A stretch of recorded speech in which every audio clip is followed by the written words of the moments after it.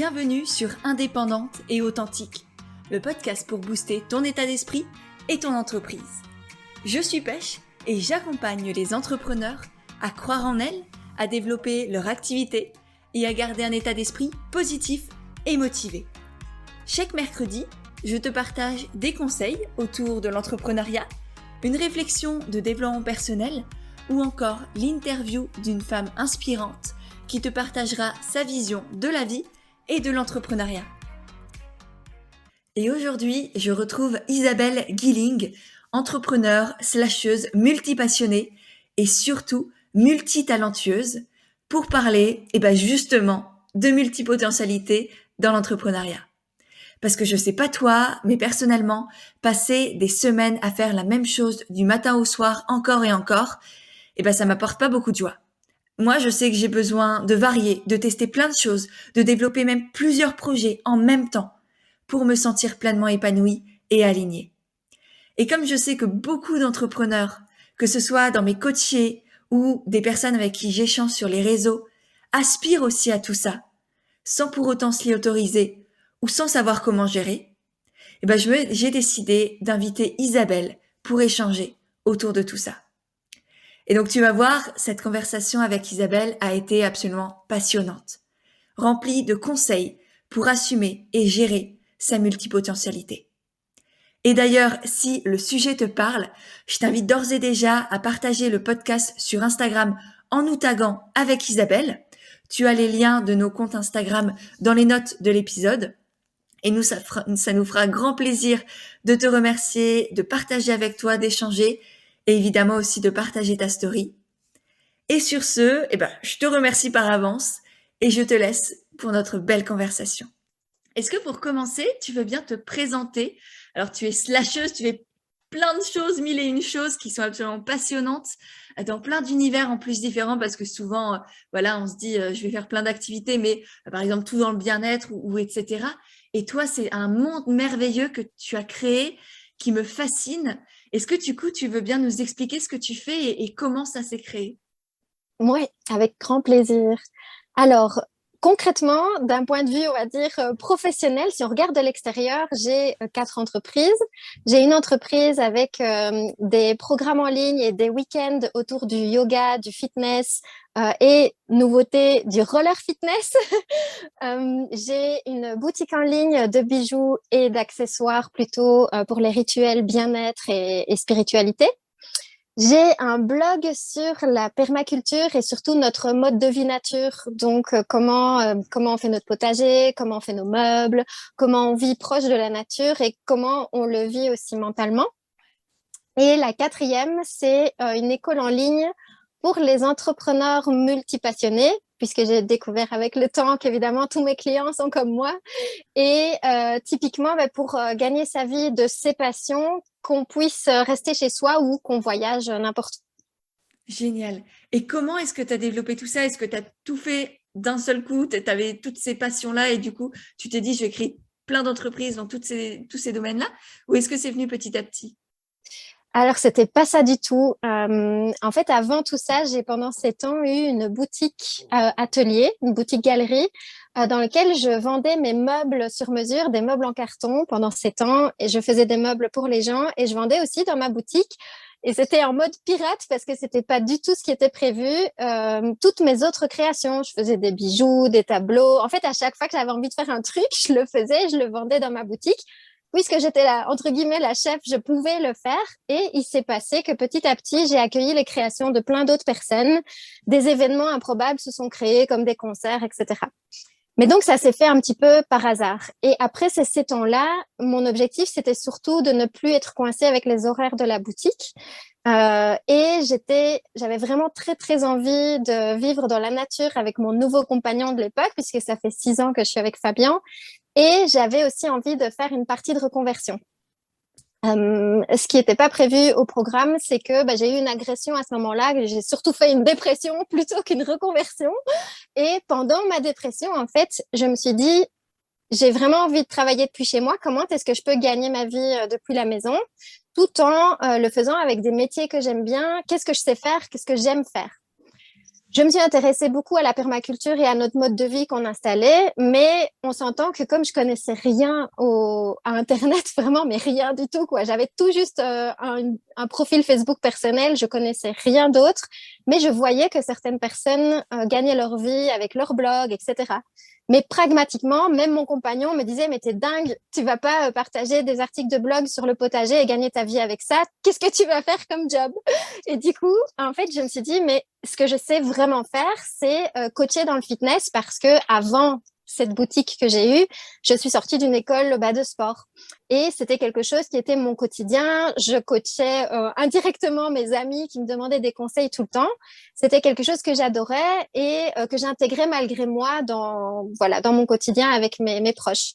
Donc, je me suis dit, visiblement, ça, c'est un sujet que je sais faire, que je maîtrise, que je peux proposer aux gens et surtout, je vais pas mentir, ça faisait 1 an que je travaillais plus, je devais trouver un métier qui allait me rémunérer et donc j'ai choisi d'ouvrir une école en ligne dans laquelle je pouvais proposer des programmes en ligne de fitness et certains événements présentiels. Je voulais plus d'horaire, donc je ne voulais pas de studio de yoga, je voulais pas de local, quoi. Je voulais que ça puisse se faire depuis la maison. Et c'est petit à petit, en fait, après ça, je coachais des gens à distance aussi pour leur programme de fitness et de remise en forme. Grâce à cette plateforme, j'avais ouvert une chaîne YouTube, un blog, tout ça. Mais la création me manquait énormément. J'avais mon blog, en fait, de potager que je faisais vraiment le dimanche comme ça, au départ, juste pour le plaisir, qui commençait à prendre, en fait, de plus en plus d'ampleur. Et j'ai pas fait exprès d'avoir finalement déjà 2 activités à ce moment-là, puisque il y avait le blog et en même temps la plateforme de yoga fitness. Et comme j'avais très envie de faire quelque chose encore à la main, de création, pas spécialement en plus au départ pour vraiment gagner un revenu, mais parce que c'était super important pour moi de continuer à faire quelque chose de manuel, je me suis formée pendant cette période-là à la joaillerie pour faire des bijoux vraiment en argent avec des pierres serties, chose que je ne savais pas faire avant. Je faisais des bijoux fantaisie que j'adorais, mais là, je voulais vraiment travailler le métal. Encore une fois, je le faisais en me disant, j'ai pas besoin de gagner d'argent avec. J'ai ma plateforme de yoga, le blog, c'est pour le plaisir, mais je commençais à avoir de plus en plus de gens dessus. Et puis, j'ai ouvert la boutique en ligne un peu comme ça pour me faire plaisir, la boutique en ligne de bijoux. Comme j'avais une autre communauté, je l'ai annoncé là-bas et j'ai été sold out direct. Et donc, là, je me suis dit, ah mince, j'ai 3 métiers. Et j'ai commencé à patauger un petit peu, hein, je vais pas mentir, parce que je me disais, comment est-ce que je navigue dans mes horaires avec ça? Surtout, et ça, je l'avais pas dit à mon compagnon à l'époque, que en sous-marin, j'avais des proches de tout niveau, de tout domaine, de tout métier qui me disaient, est-ce que tu peux me raconter ou me partager comment ça se fait que tu gagnes ton argent depuis la maison? T'as l'air de t'éclater, de faire plusieurs trucs, et c'était pas si facile, hein. Franchement, pour l'instant, on n'est pas dans les challenges, hein. On est juste dans le beau côté. Mais donc, indirectement, en fait, je coachais déjà des proches pour partager simplement comment je fonctionnais pour créer mes métiers. Et donc, c'est un peu de nouveau, sans faire exprès, que c'est devenu un métier en plus. Et petit à petit, de fil en aiguille, je me suis rendu compte que chaque métier avait son cycle. Par exemple, la boutique en ligne, en novembre-décembre, elle prend beaucoup de place parce que c'est les fêtes. Le programme de sport, printemps-été, ça prend plus de place, etc. Et donc, il y avait des cycles réguliers qui se créaient et surtout des horaires dans la semaine qui devenaient un peu plus stables.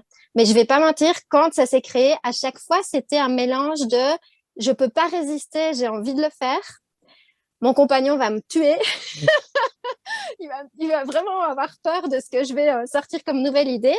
Mais surtout, et c'est là la clôture de l'apprentissage le plus fou, c'est que j'ai découvert que mon équilibre se plaçait grâce à ces 4 métiers parce que ça couvrait tous les sujets que je vivais et qui étaient importants pour moi. Donc, j'avais pas besoin de plus, j'avais pas besoin de créer encore un autre métier.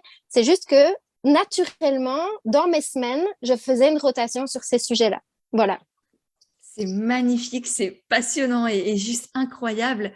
Et c'est beau surtout comme tu pars à chaque fois de toi, de tes passions, de ton intuition, de tes envies et tu en fais quelque chose. Et tu ne te poses pas la question, est-ce que j'ai le droit, est-ce que je peux, est-ce que ça va marcher? Peut-être que tu te l'es posé Ouais, tu te l'es posé. On va en parler tout de suite. Et, et en même temps, enfin, ça paraît tellement naturel maintenant quand on parle. Comment est-ce que du coup, vu que tu as hoché la tête, c'est pour ça que j'ai vu ça, comment est-ce que tu as surmonté cette petite voix dans ta tête qui te disait non mais t'as pas le droit, non mais ça a pas de sens, non mais t'es qui pour faire ça? Oh là là là là, ça c'est vraiment une fameuse question. Ça me file Ouais. encore des frissons dans les bras parce que je crois que ça a probablement été le plus challengeant. Il y avait deux choses très challengeantes par rapport à cette question.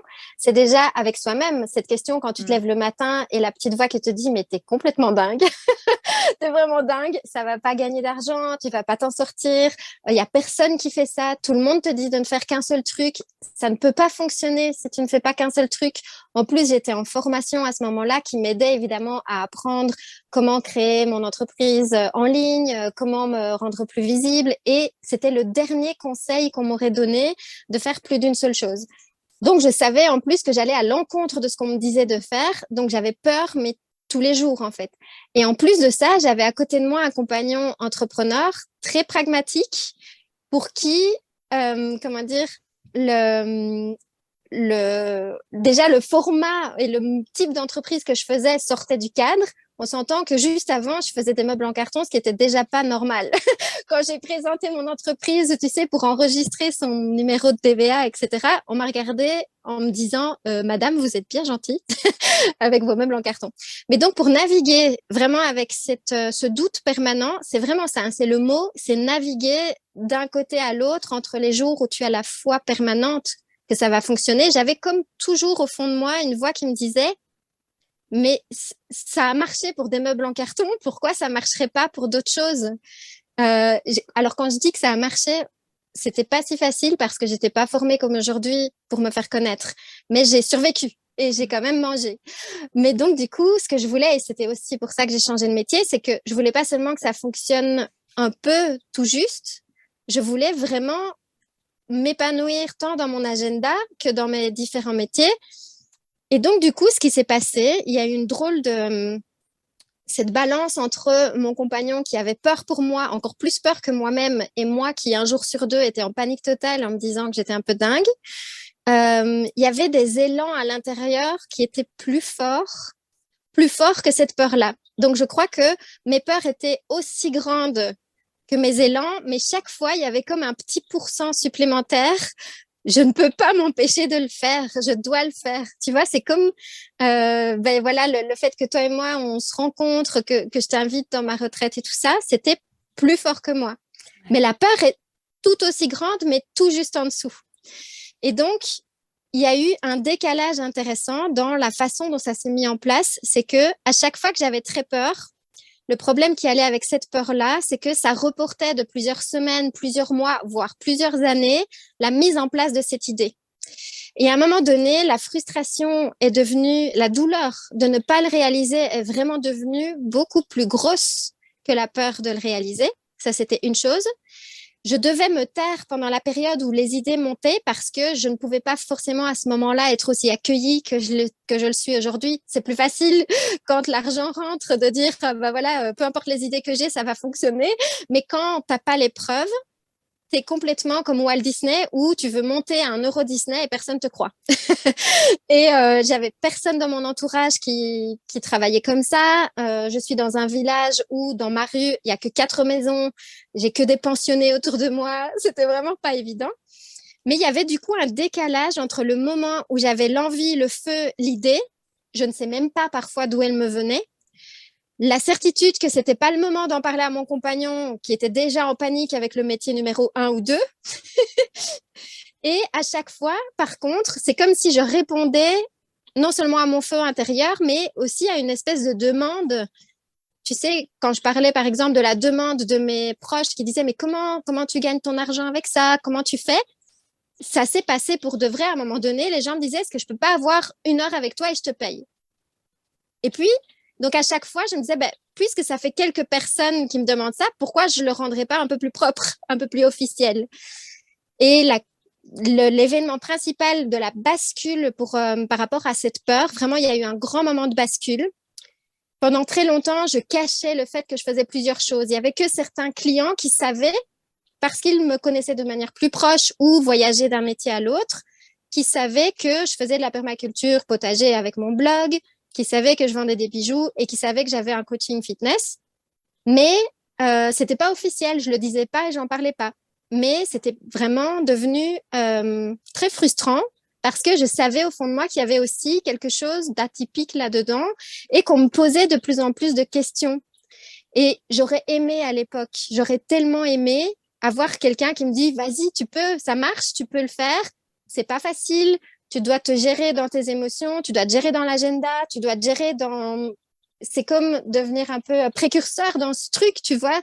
T'as pas beaucoup d'exemples qui te montrent comment faire ton agenda quand tu fais ça.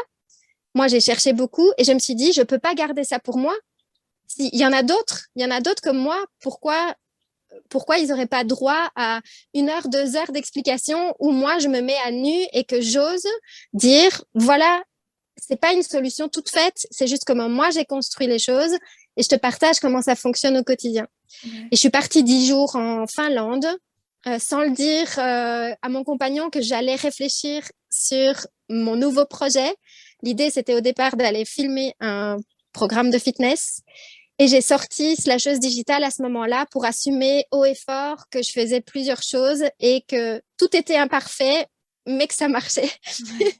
C'est hyper puissant ce que tu dis parce que moi, j'ai effectivement énormément de coachés qui viennent, qui sont pareils, mais j'ai plein d'envies, plein d'idées, plein de passions dans ma vie et je ne sais pas comment choisir et est-ce que je dois choisir et elles sont persuadées en fait qu'elles doivent choisir et rien que d'avoir une personne qui croit en toi et qui te dit mais oui, c'est possible. Et ensemble, on va trouver comment associer les choses, comment tu vas t'organiser, comment tu vas pouvoir vivre de tout ce que tu as envie parce que ça fait toi dans ton entièreté.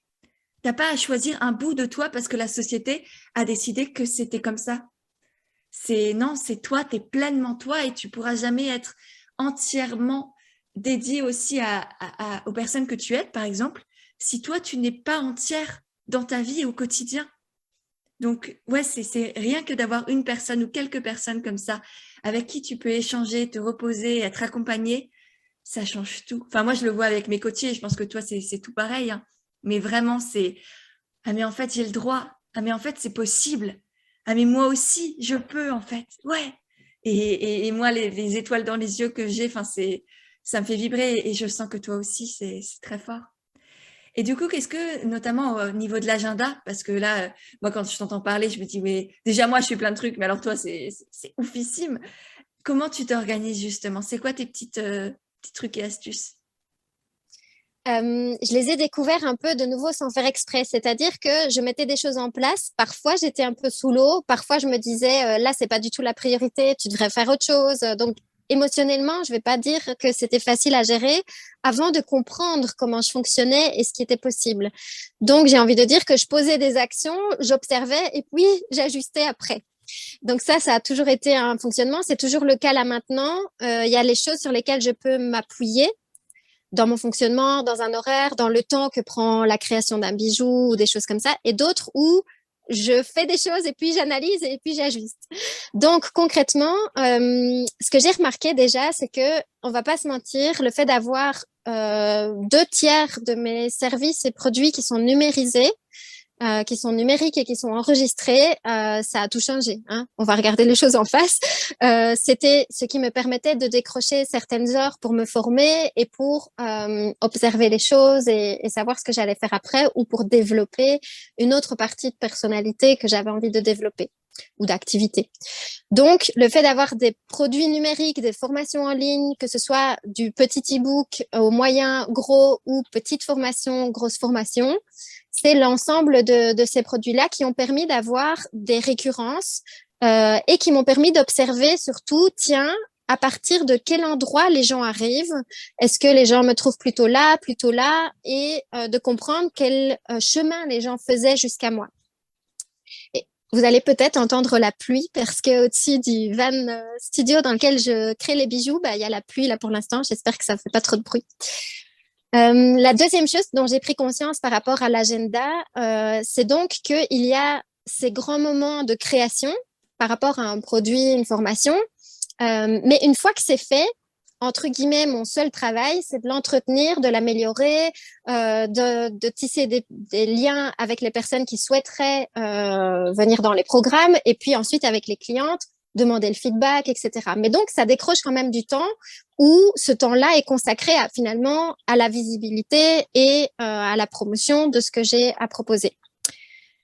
Dans ce timing-là, j'ai découvert que quand je comprends d'où viennent les gens, quand je comprends que, par exemple, pour le programme de sport, ils vont spécifiquement arriver par YouTube et Google, je sais que mes seuls efforts à faire chaque semaine, c'est d'améliorer ce point-là. Donc, c'est pour ça que je te disais, c'est après coup que j'ai eu les réponses. Au début, c'était le carnage. Je vais le dire tel que c'était. Je faisais ce que je voulais. C'est ça. Tu dois tester pour savoir, tu dois passer à l'action et voir, analyser qu'est-ce qui se passe. Et c'est vraiment un processus itératif. Pour moi, l'entrepreneuriat, c'est tu fais un truc, tu passes à l'action parce que sinon, tu es bien dans ta tête, mais voilà, tu vas pas avancer bien loin comme ça. Tu passes à l'action, tu regardes ce qui se passe, tu analyses, tu vois ce qui marche, ce qu'il y a à améliorer et tu recommences et encore et ce sera de plus en plus beau. Et au début, c'est peut-être compliqué, douloureux, long, lent, etc. Mais au fur et à mesure, tu verras en plus la progression. Donc, tu gagnes en confiance en toi, tu gagnes en fierté personnelle, tu commences à voir que ça marche, que tu as des retours des clients, tu améliores les choses, tu as encore des meilleurs retours. Et c'est magnifique plutôt que d'avoir tout de suite le produit parfait qui ne le sera jamais et qui du coup n'existera jamais. Tu le feras jamais le produit parfait tout de suite. C'est ça, c'est exactement ça. Et une fois que tu comprends que tu as aussi des preuves, comme tu dis, que tu as des preuves de combien de temps tu mets pour faire les choses, que tu comprends comment proposer tes nouvelles offres, tes nouvelles créations, etc., que tu sais ce que tu dois faire, il n'y a plus qu'à comprendre dans quelle énergie tu fonctionnes globalement dans la semaine et placer dans tes points forts. Je sais que moi, le vendredi, je fais de la création, j'arrive à la fin de la semaine, je consacre tout mon vendredi uniquement à la boutique en ligne de bijoux. Et donc, finalement, j'ai placé mon planning en fonction des temps forts, on va dire, de mon activité. C'est juste, comme tu dis, au début, on n'a pas les preuves, on est obligé de faire laboratoire sur chaque partie.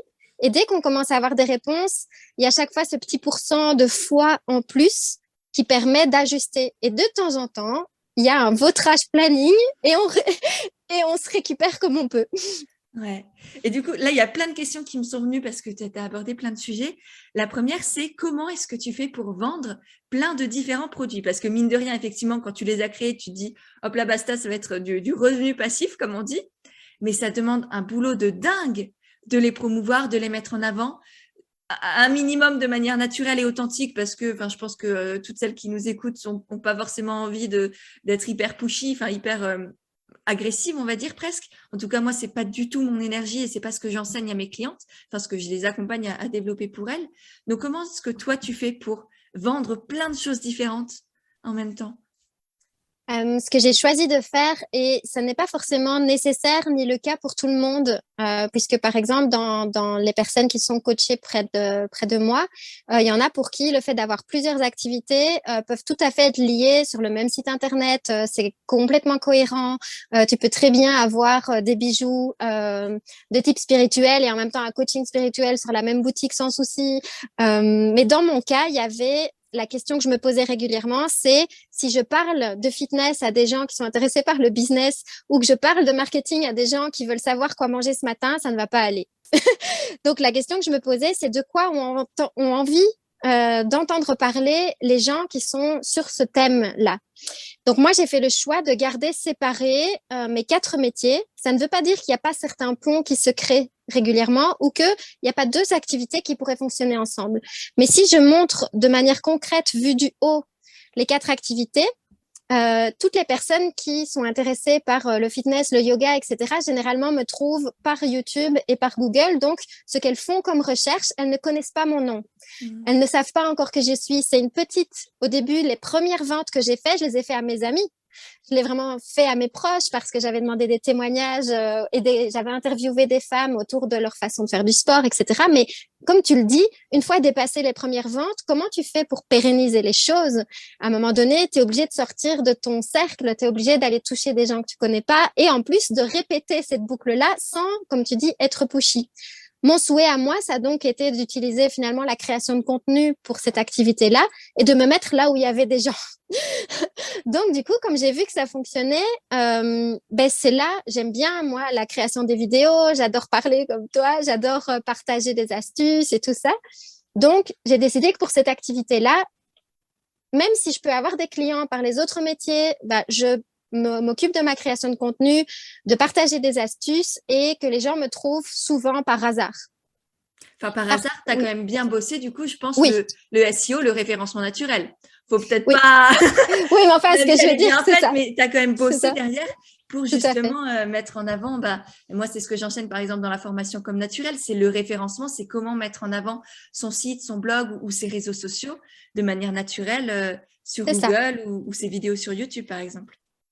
C'est ça, tout à fait. Évidemment, j'ai appris un peu au fur et à mesure sur le tas. Parce qu'au début, je me suis juste dit, je vais faire des vidéos, je vais essayer de choisir des bons titres. Et je me suis reformée par après pour me dire, ah oui, OK, il y a des petites choses à améliorer. Et il y en a toujours, il y en a tout le temps. Mais c'est une progression de mois en mois où je sais que c'est un point fort pour cette activité-là et que je dois le soigner. Donc, je continue aussi à apprendre pour améliorer, comme tu dis, le SEO, le fait d'être trouvé naturellement sans être pushy. Les gens font leurs décisions eux-mêmes. Ouais. Ça leur permet ils ont assez d'éléments que pour sentir mes valeurs, sentir si ça leur parle ou pas. Par contre, j'ai appris évidemment à leur donner les éléments nécessaires pour faire le chemin eux-mêmes. Ouais. Et donc finalement, pour chaque activité, il y a un peu des spécificités comme ça, mais je suis toujours un peu comme toi dans la posture. Je souhaite que chacun puisse tu sais, on n'a pas affaire à des gens débiles. Au contraire, on a des merveilleuses personnes dans nos clients. On n'a pas à les prendre pour des idiots et à leur mettre finalement nos produits dans la bouche. Il suffit finalement en quelque sorte de faire transparaître notre personnalité et les gens sont assez grands pour faire le choix eux-mêmes. Nous, notre travail par contre, c'est de toujours améliorer le chemin pour qu'ils aient les informations nécessaires, pour qu'ils comprennent si ça correspond à leurs besoins, à leurs valeurs, à leur timing et si c'est pas maintenant, c'est plus tard, c'est OK. Et on sera toujours là, en fait, après. Ouais, tout à fait. C'est vraiment incarner déjà ce que tu prônes, être un modèle de ce que tu as envie de partager et de leur apporter. Et surtout, ne pas mettre de pression, et les responsabiliser. Moi, ce que j'entends dans ce que tu dis, c'est la responsabilisation de chacun. Prendre soi sa responsabilité en tant qu'entrepreneur de communiquer, de créer des offres chouettes, de qualité, qui ont des vrais impacts dans la vie des autres. Et en même temps, laisser la responsabilité et donc le pouvoir à des potentiels clients ou à des futurs clients, à ses abonnés, de décider en conscience et en confiance de venir chez toi, de faire un bout de chemin avec toi. Parce que pour moi, vendre, c'est tendre la main, tu vois.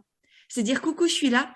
Si tu veux que je t'accompagne sur ton chemin, qu'on fasse un bout d'aventure ensemble, ce serait avec un immense plaisir. Si tu n'as pas envie, si ce n'est pas le bon moment pour toi, il n'y a pas de souci. Moi, je reste là et tu pourras revenir si un jour c'est juste pour toi. Et c'est vrai que c'est un marketing qu'on n'apprend pas. Moi, j'ai fait une école de commerce, j'ai un diplôme, marketing, communication. C'est pas du tout ce qu'on m'a appris. Bien au contraire. C'est tu dois vendre, tu dois créer des besoins, tu dois faire je sais pas quoi. Et moi, aujourd'hui, je fais tout l'inverse.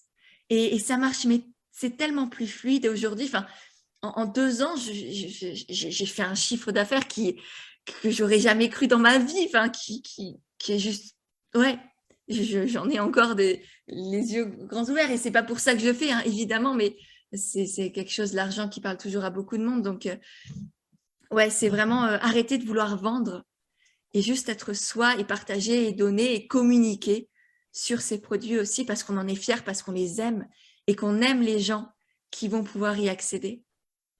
C'est ça, exactement. Et en plus, je pense que non seulement notre quotidien d'entrepreneuse, il est beaucoup plus épanouissant, on est vachement plus contente de se lever comme ça. Comme tu dis, c'est celle-là que les idées, quand tu t'autorises à être toi-même, que tu sais que ce que tu veux proposer, tu feras de ton mieux, que tu aimes ton produit, que tu aimes ce que tu veux proposer, tu crées finalement une relation naturelle avec tes clientes. Celles qui viennent, je dis pas qu'il n'y a pas des couacs, forcément, on a toujours à grandir, on a toujours des petits désalignements de phase en phase.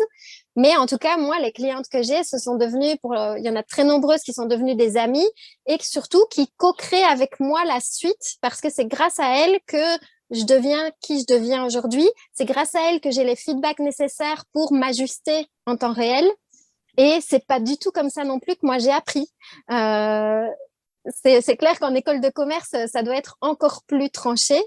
Mais par contre, basculer finalement d'un marketing de la peur c'est pour ça qu'on a même peur en tant qu'entrepreneur finalement. Puisqu'on t'apprend à vendre avec la peur, toi aussi tu vis tous les matins avec la peur de ce que tu as créé presque. Et de basculer d'un marketing de la peur vers la joie de vendre, je savais pas que c'était possible. Ouais, ouais, et c'est juste magique et vraiment, enfin, je le vois même, j'accompagne à la fois des futurs entrepreneurs et des entrepreneurs déjà lancés. Et pour ces dernières, pour celles qui sont lancées depuis quelques mois, par exemple, ça bouscule toutes leurs croyances, toute leur vision de l'entrepreneuriat. Et à la fin d'un coaching ou d'une formation, elles ressortent, mais transformées, non pas parce qu'elles ont appris des techniques magiques, mais parce qu'elles ont transformé leurs croyances à l'intérieur et que tout est beaucoup plus fluide, beaucoup plus doux, beaucoup plus beau et qu'elles se sont reconnectées au plaisir de créer, au plaisir de communiquer, de partager, de parler de leur activité.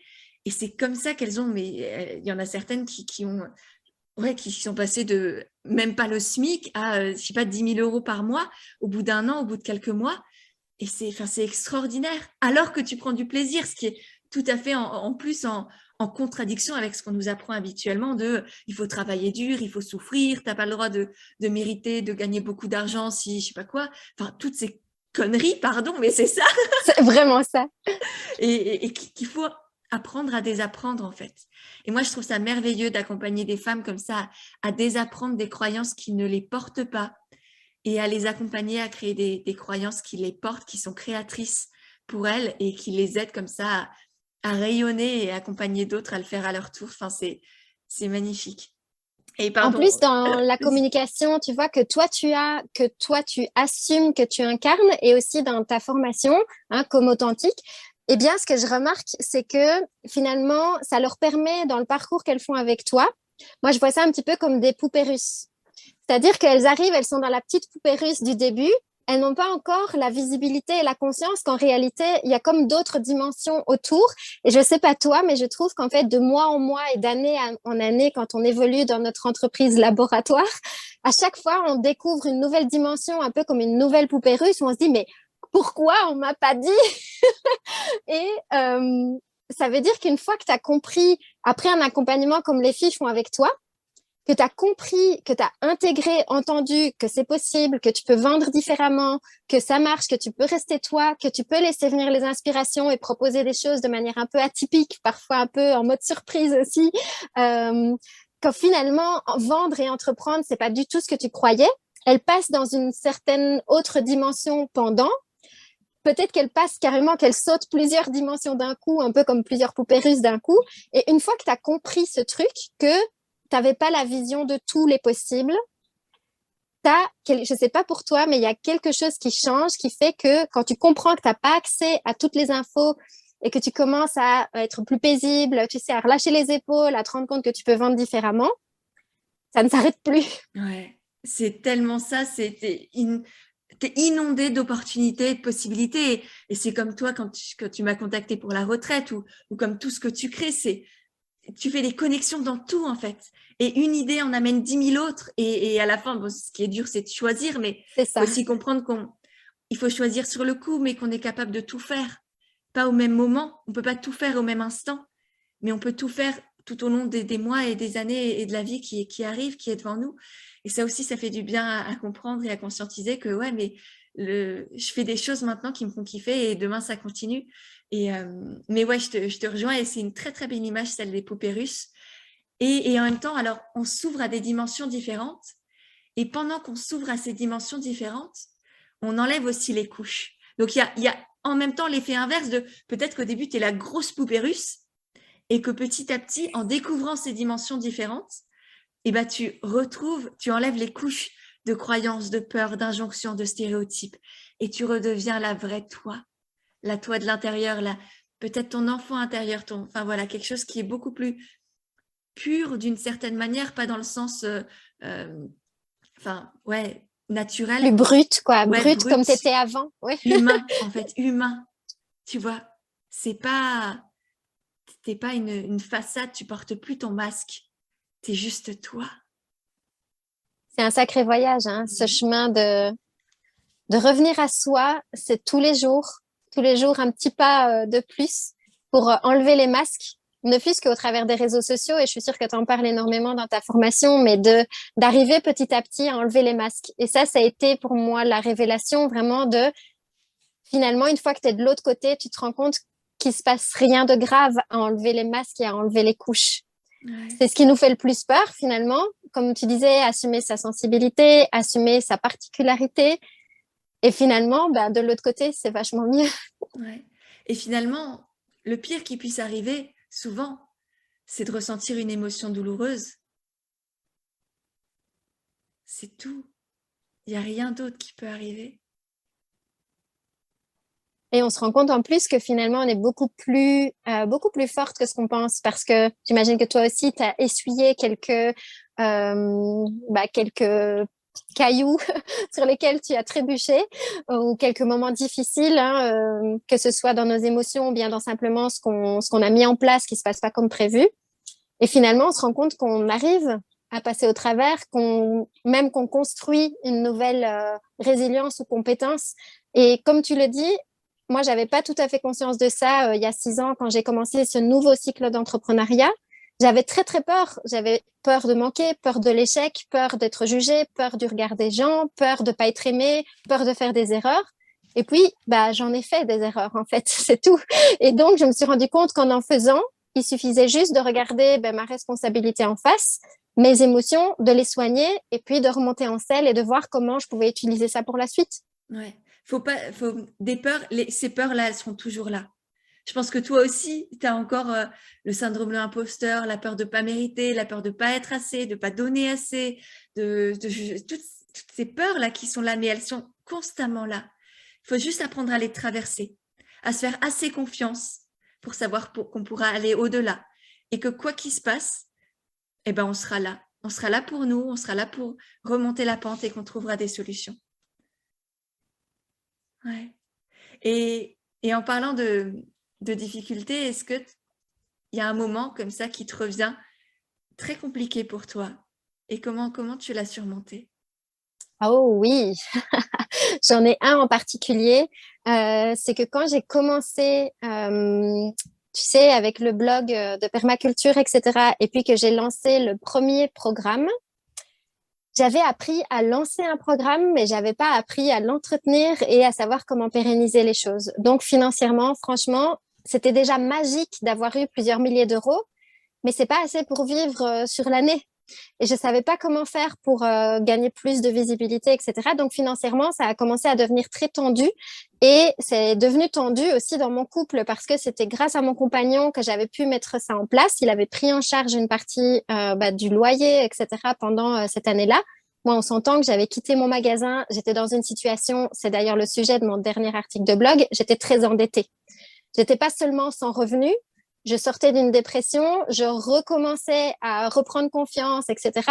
J'avais réussi à me reformer et à créer un produit, mais je gagnais pas encore assez que pour pérenniser ça. Je savais pas comment faire, en fait. C'est l'expérience qui me l'a appris et puis d'autres formations et coaching. Mais donc, du coup, la grosse tension qui s'est passée à ce moment-là, c'est il fallait que l'argent rentre tout de suite. Et ça a été très, très dur, mais je me suis dit, je vais reprendre un mi-temps de travail dans n'importe quoi qui n'a pas trop de responsabilité. Et pour avoir le moins de responsabilités possible, j'ai choisi d'être femme de ménage pendant quelques mois. Et ça a été vraiment un sacré moment parce que finalement, dans l'entreprise dans laquelle je suis rentrée, malgré tous les projets qui prenaient beaucoup de visibilité, tu sais, entre la visibilité et l'argent, il y a parfois un gap. J'avais de moins en moins d'heures disponibles, je me levais très tôt, c'était physiquement épuisant. Et pendant que je nettoyais, j'avais cette phrase un peu comme Cendrillon, tu vois, où je me disais, je suis en train de nettoyer des chiottes et je raconte autre chose sur le web. Au secours, pitié. Et je te jure que dans ces moments-là, j'avais le sentiment de ne pas être compris par mon compagnon, alors que je savais qu'il avait confiance en moi. C'est juste là maintenant, il fallait que l'argent rentre. Il fallait que l'argent rentre pour nos projets. C'est pas qu'on pouvait pas payer la base, etc. Mais il fallait simplement que lui ne prenne plus autant en charge qu'avant. Et donc, pour d'une part, le respecter dans son besoin pour moi me dire que j'allais quand même y arriver, mais avec quelques heures voilà, après journée, mais ça n'a pas été le cas parce que mes journées étaient trop grosses et j'étais trop fatiguée. Et quelques mois après, je me suis dit, finalement, de nouveau, comme on disait, les challenges te font sortir une grosse force que tu sais pas d'où elle vient. C'est peu importe en fait si je perds mon compagnon, je veux m'occuper à 100% de mon entreprise parce que là, les mois passent. Je suis toujours en train de nettoyer des chiottes sans aucun. En fait, il y avait rien de péjoratif à ça. J'ai eu des super clientes, j'avais de l'argent, mais je pouvais plus m'occuper de mon entreprise. Et c'était quand même dur quand même d'avoir une incohérence par rapport à ce que je faisais au quotidien et ce qui se passait, tu sais, sur Instagram, quoi. Moi, j'avais envie de ramener de l'alignement. Mais donc, sans lui dire, j'ai démissionné et je le lui ai dit le lendemain en lui disant, je peux comprendre que tu en aies marre, mais quoi qu'il advienne, je vais m'occuper de mon entreprise et si tu veux que je sorte de la maison, tu me le dis, mais je vais le faire et je veux le faire du matin au soir et ça va fonctionner que tu le crois ou pas. Et en fait, il a rien dit. Il m'a dit, OK, pas de problème. Et en fait, dans les 3 mois qui suivaient, j'étais plus rentable que je l'avais jamais été. Waouh! Bah, c'est magnifique. C'est déjà chapeau. Bravo pour ta détermination, ta confiance en toi, ta croyance en toi et ta conscience aussi de qui tu es, de tout ce qui se cache à l'intérieur de toi. Parce que je pense que peu de personnes auraient eu le courage de faire ce métier qui en plus n'est vraiment pas valorisé. Et je pense que beaucoup auraient préféré trouver un métier, un 35 heures, un CDI, dans ce que je faisais avant, un truc un peu plus socialement accepté, plutôt que de se dédier et d'avoir cette foi, en fait, tout simplement, en toi, en la vie. Et waouh, Isabelle, merci. Merci beaucoup. Et surtout, en fait, ce qui m'avait traversé l'esprit à ce moment-là, c'est que si je prenais n'importe quel autre boulot, je savais que j'allais avoir trop de responsabilités parce que je peux pas faire en sorte, je peux pas m'empêcher plutôt d'être impliquée dans ce que je fais. Donc, je me suis dit, autant faire quelque chose où je vais le faire bien, mais ça n'a aucun impact. Mais j'imaginais pas évidemment l'impact que ça aurait. C'est là que j'ai vraiment vu à quel point, comme tu dis, c'est complètement pas valorisé et surtout, c'est complètement sous-estimé.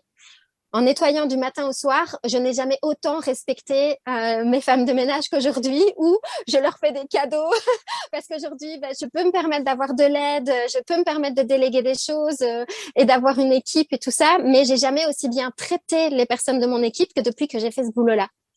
Ouais. Donc finalement, ça t'a aussi apporté énormément humainement et personnellement.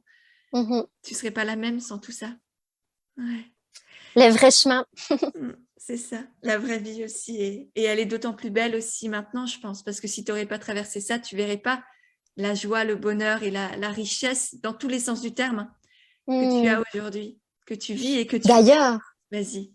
À ce propos-là, exactement, tu sais, je ne sais pas si toi, tu as plusieurs clientes et je pense que toi-même, tu as dû probablement le traverser à certains moments. Tu sais, le fait de faire des efforts pour son business, de parfois être hyper fort challengé, de devoir, je sais pas, trouver son mode de communication, ça demande des actions, que ce soit les emails ou un réseau social qu'on a choisi, ou bien, tu sais, monter une formation, c'est pas rien. Mais j'ai souvent des copines ou bien des proches ou des clientes qui vont me dire, mais c'est vraiment pénible, Instagram, etc. Et là, souvent, j'aime bien aussi leur faire référence à un moment comme celui-là où, dans le métier que tu faisais avant, c'est le cas, par exemple, d'une amie, Justine, qui m'a dit, que tu vas rencontrer la semaine prochaine. Elle m'a dit, tu sais, faire des corrections dans un job, par exemple, de professeur, faire des corrections tous les jours, franchement, je préfère faire Instagram pendant 1 heure. C'est vachement plus chouette de communiquer avec des personnes sympas, de parler de ton métier. Et ça permet d'avoir une autre perspective et un autre regard sur ce qui est soi-disant difficile, en fait. Ouais. Relativiser par rapport à son passé, ouais, et se dire que c'est une petite goutte d'eau par rapport à tout le bonheur aussi, la fierté et le sentiment d'accomplissement et d'utilité aussi que l'entrepreneuriat peut apporter. Ouais. Alors, on va bientôt finir, mais j'ai encore plein de questions pour toi par rapport notamment à ce que tu as partagé avant, parce que je pense que ça peut être hyper enrichissant et intéressant aussi pour toutes ceux et celles qui nous écoutent. C'est comment est-ce que tu comprends d'où viennent les personnes? Parce que là, tu disais pour ton activité autour du fitness, du yoga, tu sais qu'elles viennent surtout de YouTube. Comment est-ce que tu as décelé ça et comment tu l'as décelé aussi pour tes autres activités? Alors, la première fois que j'ai observé vraiment d'où venaient mes clients, c'était déjà au magasin, juste avant de passer sur le web. Et à un moment donné, quand j'ai quitté mon magasin, c'est vrai que je me suis dit, tiens, c'est marrant, toutes les dernières commandes, de qui elles viennent, c'était du via-via, du bouche à oreille ou bien un message via Facebook, mais c'était pas des gens qui passaient devant la boutique. Et donc, quand j'ai compris ça, je l'ai appliqué de la même façon lorsque j'observais d'où venaient les gens sur le web. Parfois, complètement par hasard, à un moment donné, tu sais, j'étais pas une grande fan des statistiques au début, mais à un moment donné, je me suis dit, ouh, c'est quand même 80% de visites qui viennent, par exemple, de Google ou bien de YouTube pour mon programme de fitness. Et je me suis dit, est-ce que ça dure, tu vois? Donc, à un moment donné, j'ai pris une routine vraiment pour observer quand même simplement mes statistiques pour savoir d'où arrivaient les gens et en me disant, bah, visiblement, ils font plutôt des recherches à tel endroit, avec ce type de phrase. Et j'ai commencé aussi à m'ajuster du coup dans mes titres, dans les vrais besoins que les gens avaient. Donc, les gens arrivaient, j'entretenais des meilleures relations avec eux pour aussi comprendre comment et pourquoi ils étaient arrivés, ce qui me permettait d'ajuster mon futur contenu grâce à ça. Mais si je regarde par exemple Slasheuse Digitale, de nouveau, c'est en regardant les statistiques Pinterest où je me suis dit c'est super bizarre parce que j'ai des clients qui viennent évidemment du bouche à oreille, de mes autres entreprises, mais c'était comme imprévisible que les 3/4 viennent de Pinterest. Même si j'avais posé des actions volontaires et choisies de par mes formations, de choisir la création de contenu et le référencement de plusieurs manières, parfois j'avais des surprises sur quoi que j'ai fait, l'endroit d'où viennent les gens et la façon dont ça va s'enflammer quelque part, je ne le maîtrise pas. La seule chose que je maîtrise, c'est de choisir un canal ou plusieurs canaux de communication, d'apprendre à ces deux choses que pour le faire de mon mieux, même si c'est bourré d'erreurs partout chez moi, mais en tout cas, je vais au mieux de ce que je connais à ce moment-là, ou parfois, je connais davantage de choses, mais j'ai pas encore pris le temps de les instaurer. Ça, c'est ma seule responsabilité de faire cette part-là. Et ensuite, mon autre responsabilité, c'est de regarder qu'est-ce que ça a donné.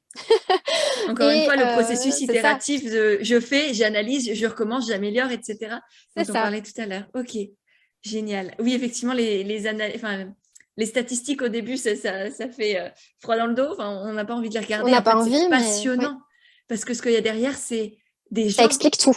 Ouais, ça explique beaucoup de choses. Et c'est juste qu'est-ce qui plaît aux gens et comment je peux leur donner encore plus de contenu qui les aide, qui apporte de la valeur et qui en même Ça temps m'a me permet moi réconciliée. de… Ouais. Ouais, tout à fait.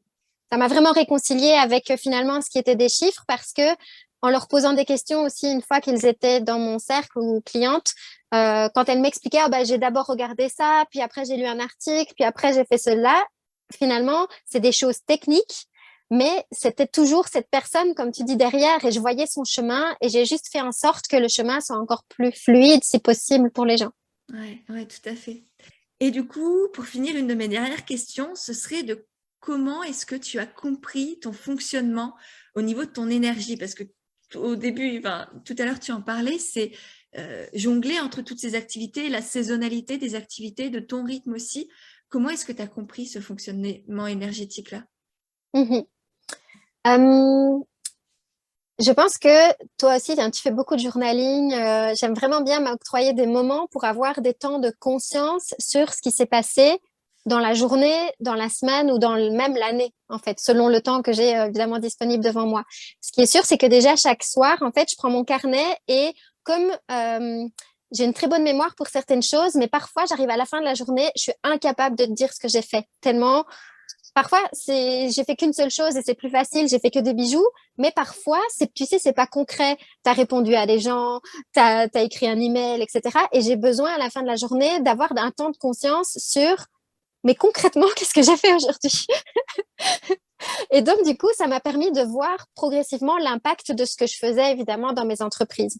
Mais surtout, ce que ça m'a permis de voir, c'est, tiens, c'est marrant, il y a des choses qui reviennent vraiment chaque semaine, comme pour voir clair dans ma semaine, je sais que début de semaine, j'ai besoin de faire ça et ça pour mon agenda, je suis plutôt dans telle énergie. À la fin de la semaine, je change d'énergie. Donc, c'est grâce finalement un peu à mon journal que ça me permettait de voir des récurrences il y a des moments dans la semaine où je dois absolument avoir une journée ou une après-midi où il y a surtout rien qui est programmé parce que je sais que soit c'est pour les imprévus, soit c'est parce que j'ai besoin de ce rien pour laisser monter des choses ou laisser juste le plaisir de n'avoir rien.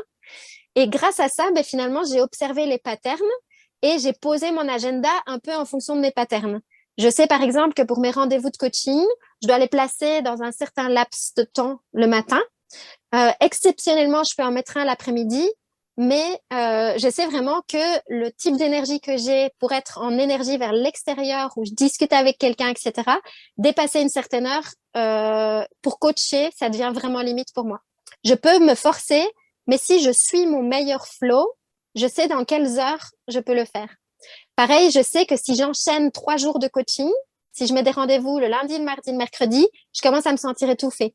Du coup, je vais placer mes rendez-vous plutôt avec un jour dans l'alternance où je vais avoir un trou sans coaching pour pouvoir faire de la concentration sur mon ordinateur ou pour filmer ou pour faire du vlog ou des choses comme ça. Ouais. Donc, c'est vraiment beaucoup d'observation. Je me reconnais tellement dans ce que tu dis et je pense que tu es aussi introvertie, une grande introvertie et c'est hyper important effectivement déjà de connaître son rythme, de prendre le temps de conscientiser tout ça, comment on fonctionne et ensuite de le respecter. De le respecter à l'intérieur en soi-même, mais aussi de le faire respecter aux autres. Et moi, je sais que j'ai des coachés qui me disent « Ah, mais moi, je préférais un coaching à 18h. » Mais sauf que moi, un coaching à 18h, c'est, si tu veux, on regarde Netflix ensemble, il n'y a aucun souci. Ou on fait du yoga ensemble, il n'y a pas de souci non plus. Mais je ne te coache pas à 18h. Que ce soit pour toi comme pour moi, ça donnera absolument rien.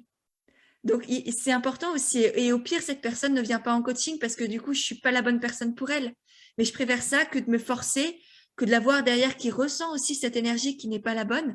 Moi, si je coach les gens, et je pense que toi, c'est exactement pareil, je suis là à 110 000% et je leur donne toute mon énergie. À la fin, je suis complètement vidée.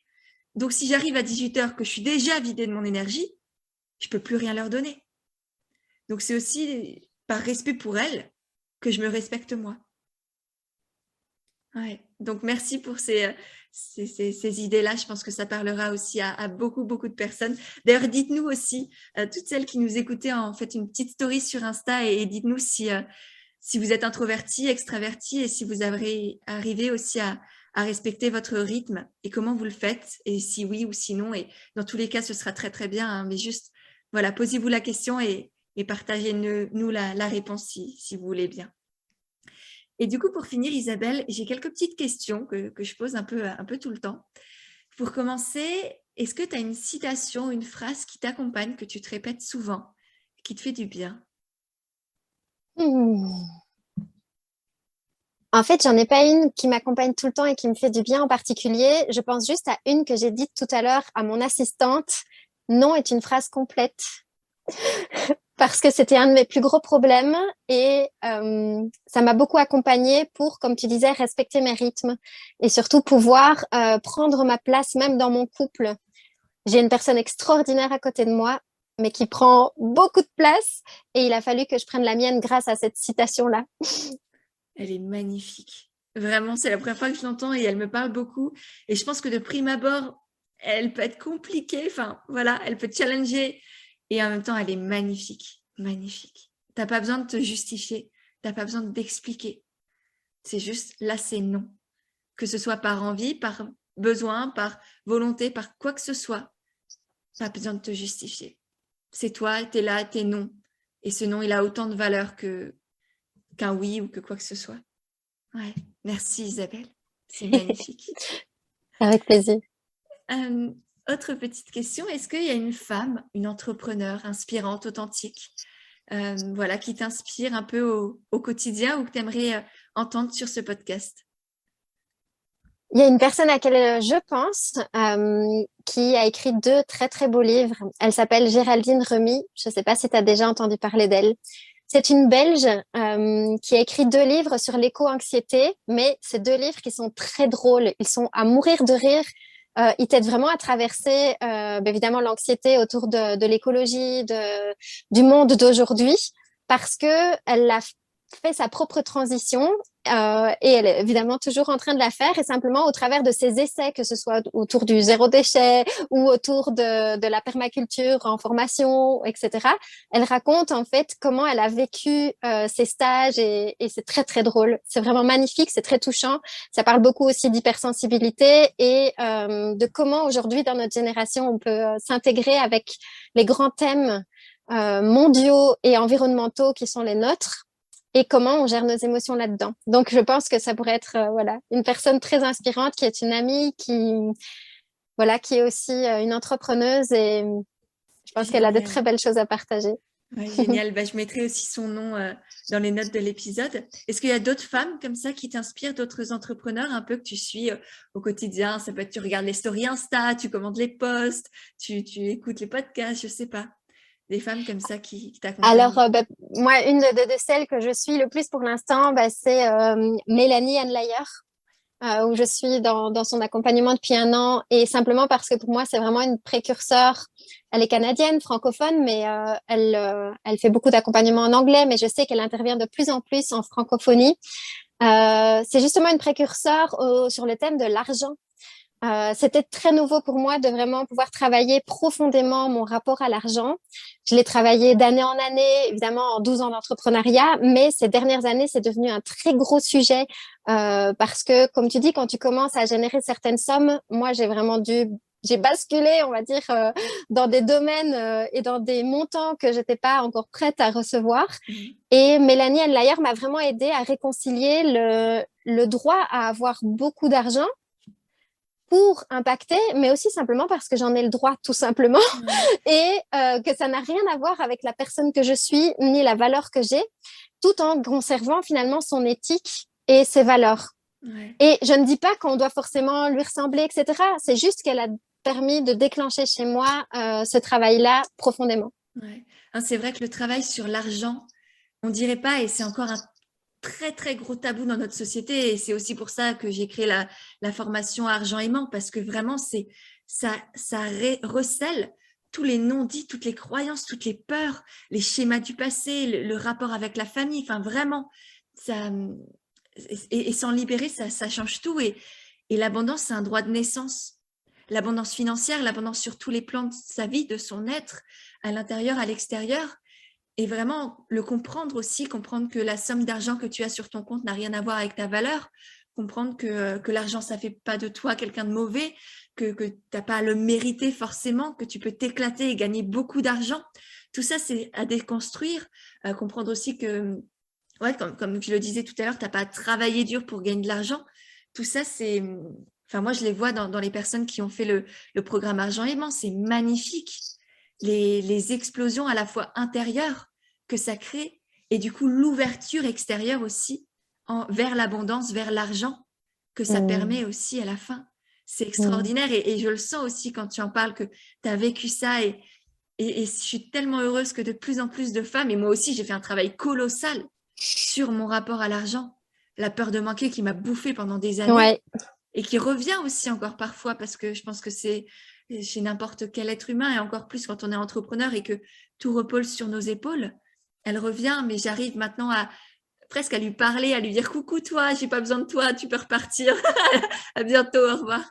Et ouais, c'est vraiment un travail essentiel à faire et heureusement effectivement qu'il y a de plus en plus de femmes qui en parlent, c'est vrai. c'est ça. Ouais, ouais. Et du coup, pour finir, la question du podcast, qu'est-ce que c'est pour toi l'authenticité? Qu'est-ce que ça signifie, être authentique? Mmh. C'est pour moi le courage de ne rien porter de plus que ce qu'on est. Porter comme masque, porter comme costume, c'est le courage de ne rien porter de plus que ce qu'on est. C'est magnifique, encore une fois. Merci. Merci beaucoup, Isabelle. Tu as partagé énormément de choses aujourd'hui. Là, en 1 heure, je pense que le contenu, il est incroyable. J'ai vraiment hâte d'avoir le retour de toutes celles et ceux qui nous écoutent parce que vraiment, je pense que tes mots ont fait beaucoup, beaucoup de bien. Et je te remercie infiniment pour ça. Je te remercie aussi, Pêche, pour cette incroyable rencontre qu'on a fait progressivement au travers des réseaux. Instagram, ça a quelque chose de magique aussi parce que, comme tu dis, les personnes de même valeur se rassemblent intuitivement. Euh, Merci pour ton accueil. Merci pour cette invitation sur le podcast. Merci d'être aussi finalement courageuse et vraie parce que c'est aussi pour ça que toi aussi tu m'as inspirée et que j'ai eu aussi envie de te suivre. Tu fais partie de toutes les personnes qui nous aident à nous dépouiller, tu vois, et qui montrent que c'est possible en n'étant rien de spécial, rien de magique parce qu'on l'était déjà. Et c'est revenir à ça. Et tu fais partie de ces personnes qui, je pense, réconcilient énormément de monde avec juste ce qu'elles sont. Merci infiniment, Isabelle. Merci beaucoup. Vraiment. Je mettrai tous les liens pour... Ouais. Voilà, voilà. Avec l'accent belge et tout. Ouais. Merci. Je mettrai, comme dit, tous les liens pour que tous nos auditeurs et auditrices puissent se retrouver et voir aussi toute la magie, le bonheur et les conseils que tu partages parce que aussi ton univers est incroyable et je suis très heureuse, très honorée d'avoir pu échanger avec toi aujourd'hui, de faire partie de ton aventure pour la retraite Pandora. Et puis j'ai hâte aussi de voir tout ce que tu vas créer aussi par la suite parce que ça va être magique et je vous invite vraiment, toutes celles et ceux qui nous écoutaient, à découvrir Isabelle et son univers incroyable. Merci, à bientôt. Merci de tout cœur.